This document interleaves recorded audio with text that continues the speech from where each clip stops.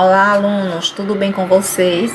Vamos para a nossa videoaula de história, que nós iremos revisar o nosso conteúdo que nós estamos vendo da videoaula passada, que nós estamos no capítulo 3, a Primeira Guerra Mundial e a Revolução Russa.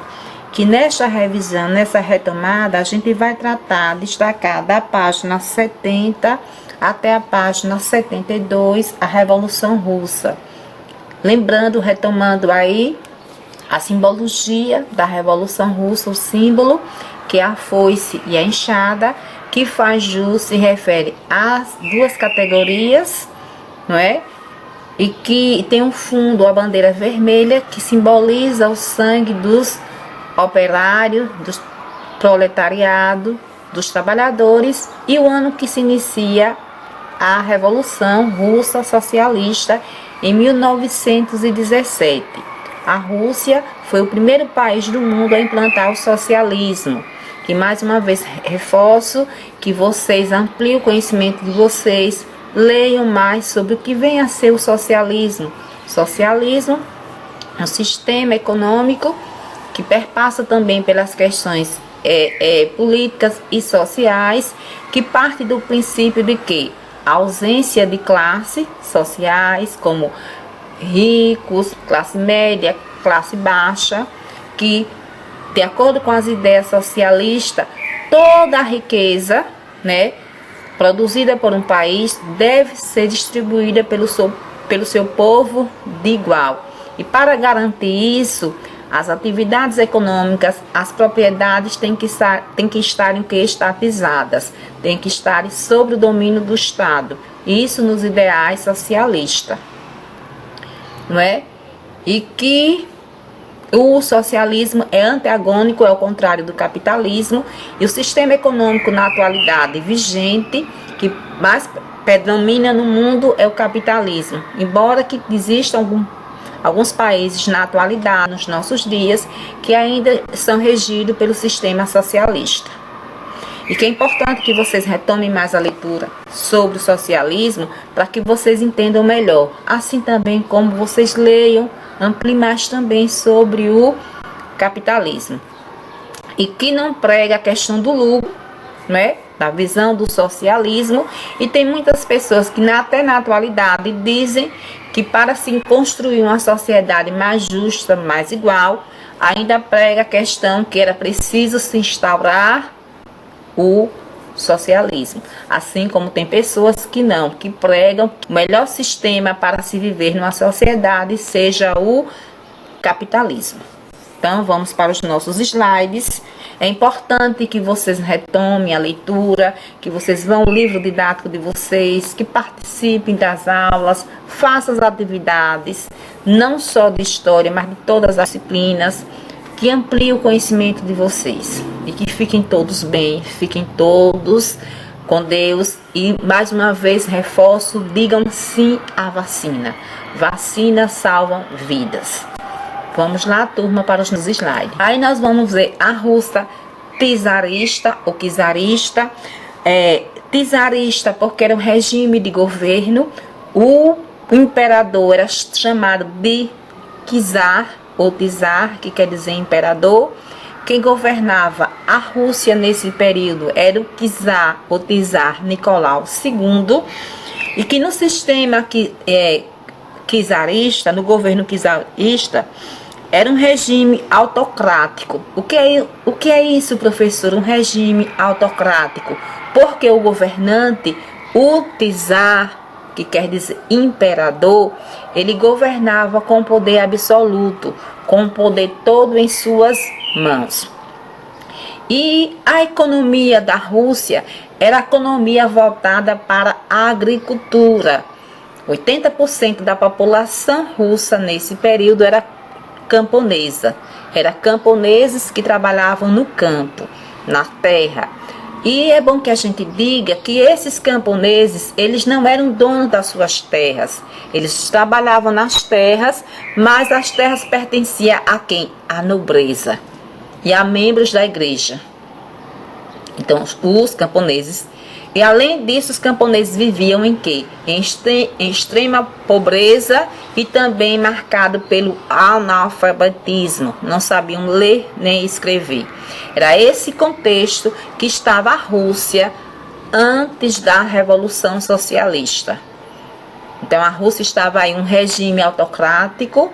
Isso quer dizer que o czar, o imperador, que nesse período Nicolau II, governava com poder absoluto, com poder todo centrado em suas mãos, centralizado na figura do czar, sustentado principalmente pela nobreza rural. A nobreza rural porque eram os nobres que eram proprietários da terra, que tinham terra. A sociedade essencialmente agrícola, porque a principal atividade econômica de sobrevivência da Rússia nesse período era a agricultura, 80% camponeses, a produção era insuficiente, eles não produziam o suficiente para garantir as suas necessidades, para atender a população, havia pobreza, fome e analfabetismo. 90% dos camponeses eram analfabetos. Era o cenário do povo russo.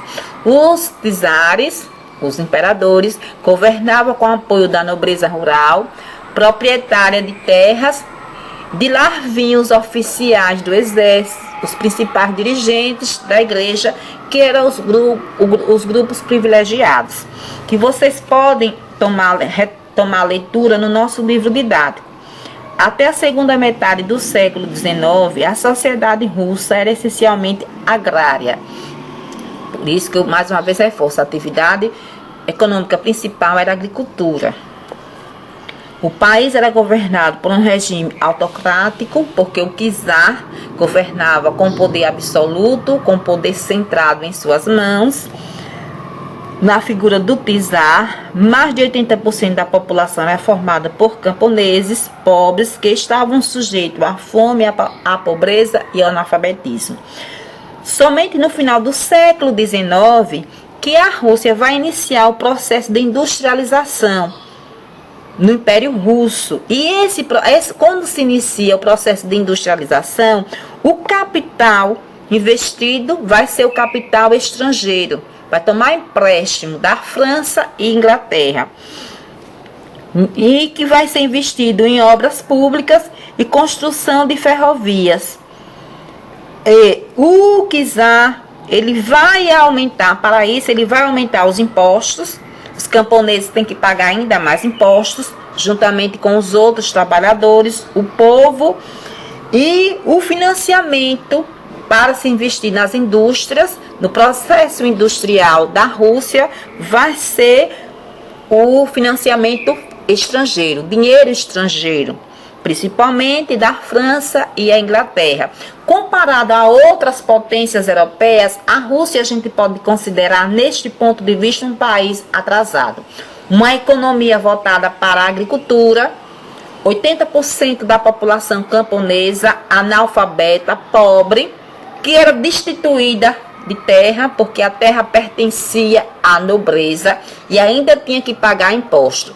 Para se investir no processo de industrialização, foi necessário que o financiamento do capital estrangeiro. Isso quer dizer pedir dinheiro emprestado a outros países, como França e Inglaterra. Vamos ver a Revolução Russa, que está voltada em dois partidos, os mencheviques, que quer dizer minoria, e os bolcheviques, que quer dizer maioria, que vocês reforçam, chamam a atenção, que vocês entendam melhor. Nosso livro didático, página 71.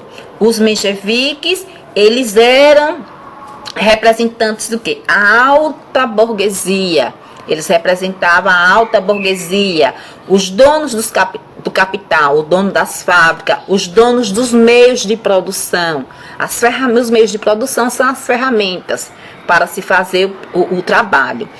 Então, eles queriam que se instaurasse a revolução, se implantasse a Revolução Russa, mas que esse processo acontecesse de forma gradual, lentamente. Primeiro iria se instaurar o regime democrático, para lentamente ser implantado o sistema socialista na Rússia. E essa revolução, esse sistema socialista iria ser implantado, guiado por quem? Pela alta burguesia. Então aí, Menshevik, que em russo quer dizer minoria. Aliança entre trabalhadores e burguesia liberal para chegar ao poder, esperado pelo plano de desenvolvimento do capitalismo para iniciar a revolução, tomada do poder. Líderes, Bartov e Berflov. Não sei se a pronúncia é essa, viu, turma?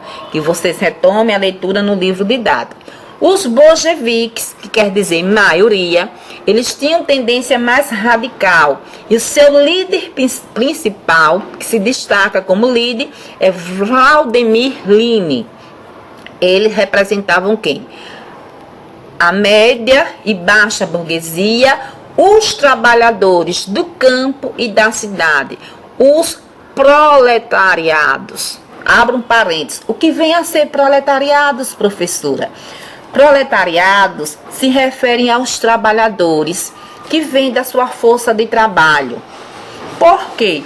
Como estava no sistema capitalista, né? Que um dos princípios do capitalismo é se gerar ter lucro, se gerar capital, para desse capital se ter mais ainda capital, não é? Como esses trabalhadores, eles não tinham capital para se investir no capital e gerar capital, eles só tinham filhos, e prole quer dizer filhos. Quem vendia sua força de trabalho foi chamado de proletariado. Então, os trabalhadores são quem? Os proletariados são quem? Os trabalhadores que vendem a sua força de trabalho por um salário, que não tem capital para se investir, para se produzir cada vez mais capital. Os donos das fábricas, os capitalistas, são chamados de quê? Burguesia, burgueses. Então, os bolcheviques, que em russo quer dizer maioria, eles representavam quem? A baixa e média burguesia e os trabalhadores do campo e da cidade. Eles queriam que fosse implantado logo o socialismo e que acontecesse através de quê? De uma revolução. Mas quem iria guiar essa revolução? Os proletariados, os trabalhadores.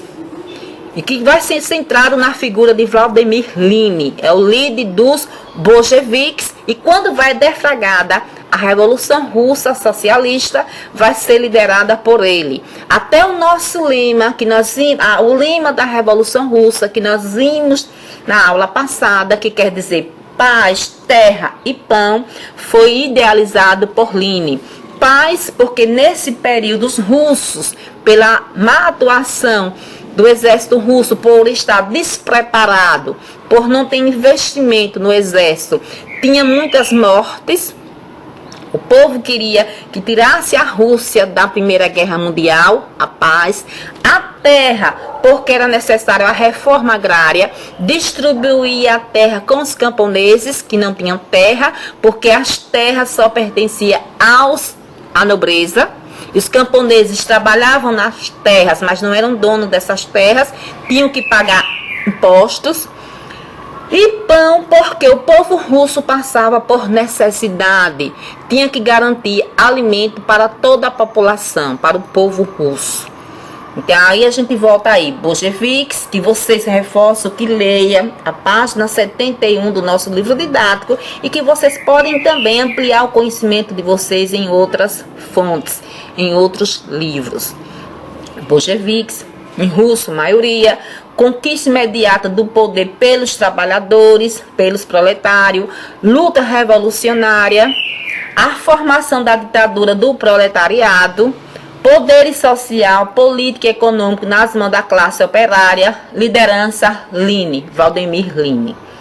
E que as ideias socialistas na Rússia foi implantado pelo filósofo alemão Karl Marx, que nós já vimos na aula passada e que vocês retomem a leitura também de vocês. Quem foi Karl Marx? Karl Marx era um filósofo alemão, que ele começa a pesquisar, ele começa a escrever sobre as questões do capitalismo. E ele começa a fazer anotações. A partindo da realidade da Europa, partindo da realidade das potências capitalistas europeias.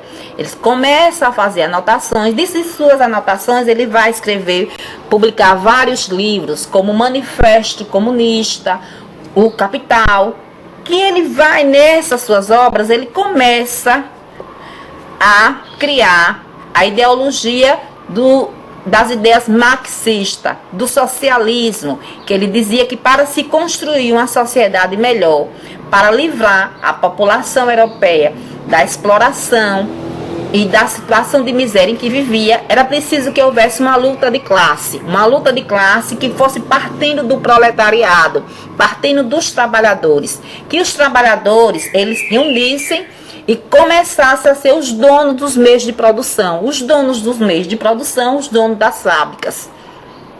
E que ele diz que toda luta é a luta de classe. Isso segundo as ideias do filósofo Karl Marx, que são chamadas no dia de hoje as ideias marxistas.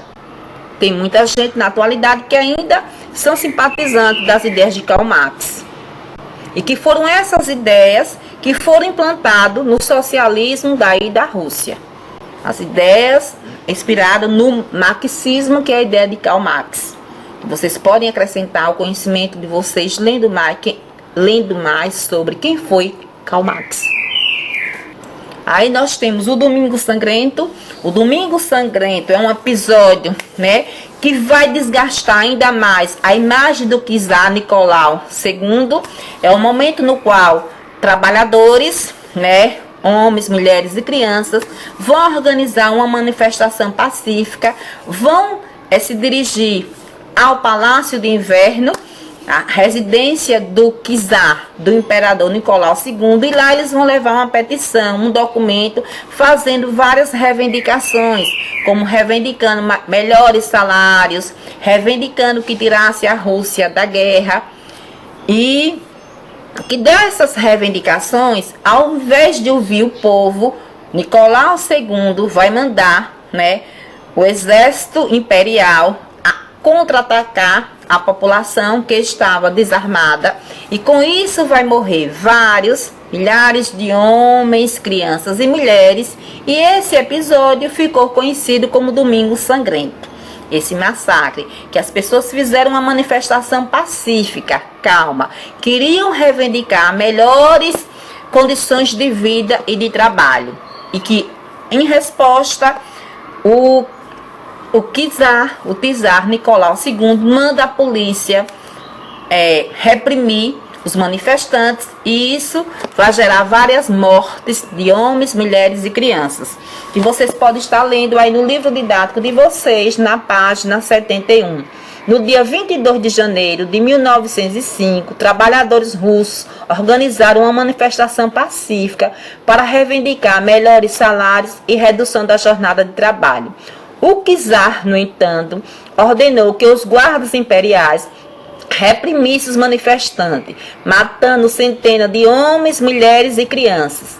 Esse episódio, conhecido como Domingo Sangrento, marcou o início de uma série de outras revoltas contra o autoritarismo do czar.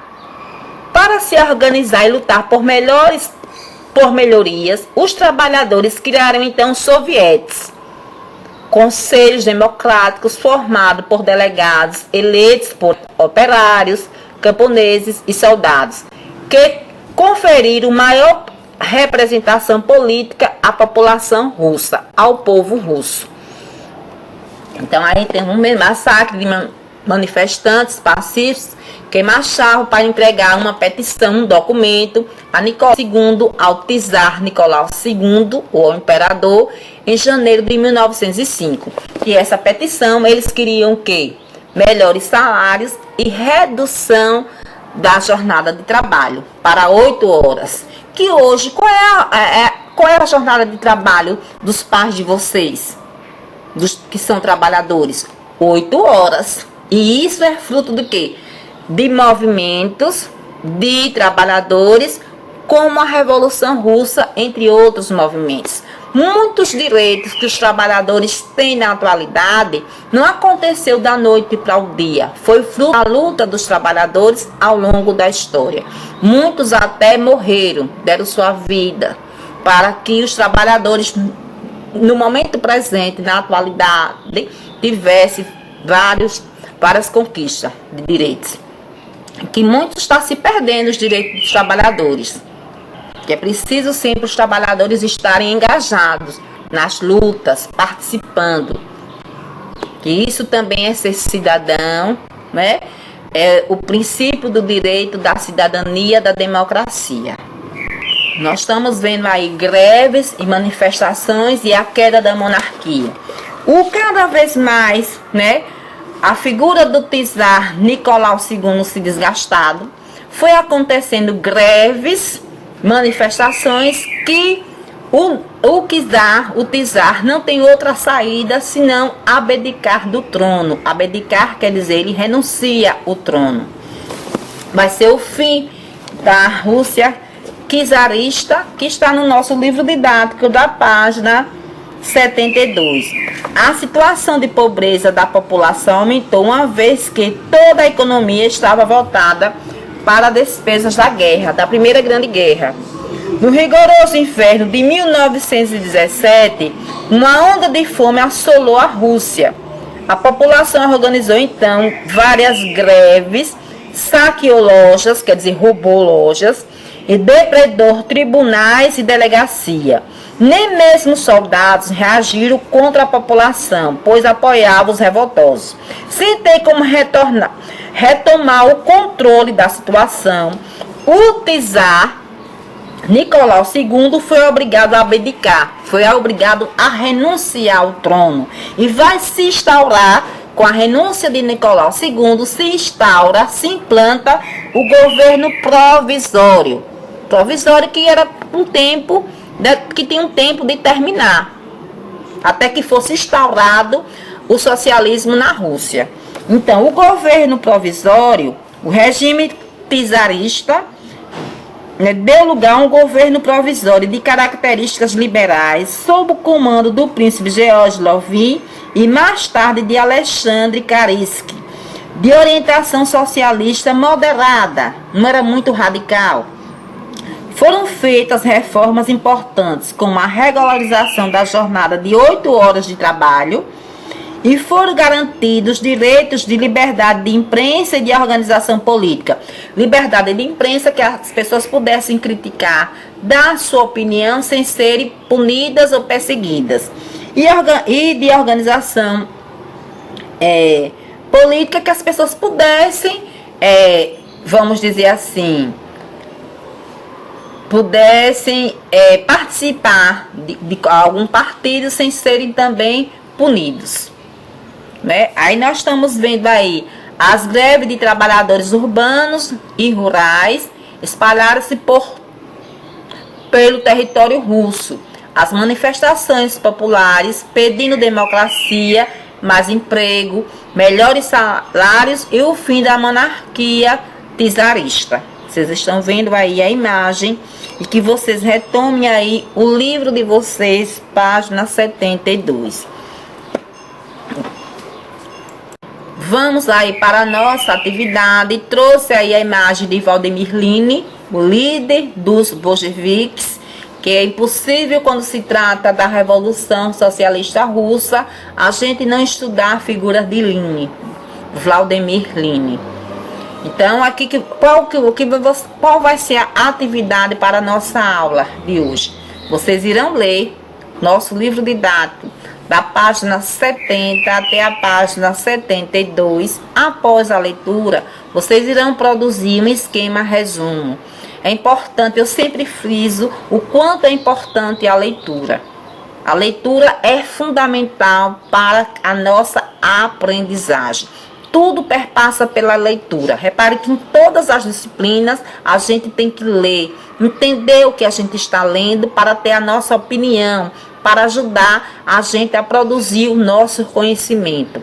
A leitura é importante na vida de um estudante, na vida de todos os seres humanos. Por isso que eu sempre chamo a atenção de vocês, que vocês leiam, vão ao livro didático, tenham sede de conhecimento, aprimore ainda mais os conhecimentos de vocês em outras fontes. Se tiverem dúvida, Levem para o momento que vocês estão presencial na sala de aula, para dialogar com os meus colegas, professores, os meus alunos que eu leciono na escola Oséias Cavalcante Batista. Sou professora de História dos 9º anos. Podem tirar as dúvidas. É importante que a gente produza o conhecimento, que a gente possa produzir, possa criar as nossas próprias opiniões, nosso próprio pensamento. Por isso que eu digo, vocês sempre eu chamo a atenção de vocês. Vocês podem responder de acordo com as palavras de vocês. É maravilhoso isso. Mas desde que esteja dentro do contexto. Porque quando está dentro do contexto, a gente sabe que o aluno está pensando, está aprendendo, está entendendo o que está sendo ensinado. Então, alunos, a nossa videoaula fica por aqui. Espero que todos vocês fiquem bem, fiquem com Deus. Até o nosso próximo encontro, até a nossa próxima videoaula. E aqueles alunos ainda que não se vacinaram, digam sim à vacina. Vacina salva vidas. Tchau, turma.